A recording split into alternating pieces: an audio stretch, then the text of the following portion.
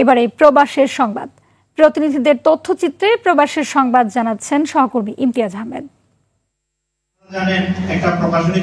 প্রবাসীর জীবন শিরোনামে বইয়ের মোড়ক উন্মোচন করেছেন কুয়েত প্রবাসী লেখক আকম আজাদ। দি পাথফাইন্ডার্স পাবলিকেশন থেকে প্রকাশিত প্রবাসীর জীবন বইটি প্রবাসীদের নিয়ে আনুষ্ঠানিকভাবে মোড়ক উন্মোচন করা হয়। শিহাবুদ্দিন সিদ্দিকীর সভাপতিত্বে আমির হোসেন মজুমদারের পরিচালনায় বইটির মোড়ক উন্মোচনে প্রধান অতিথি ছিলেন বাংলাদেশ কমিউনিটি নেতা মোহাম্মদ ফরিদ উদ্দিন। বিশেষ অতিথি ছিলেন কামাল হোসেন, শামসুদ্দোহা সহ অনেকে।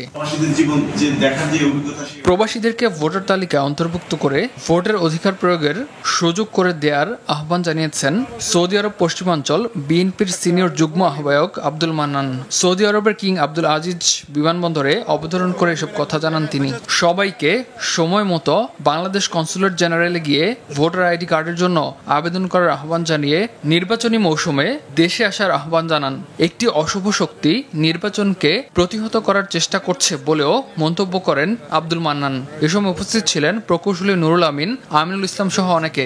এইটাই আমার আল্লাহর দরবারে। ইমতিয়াজ আহমেদ, RTV।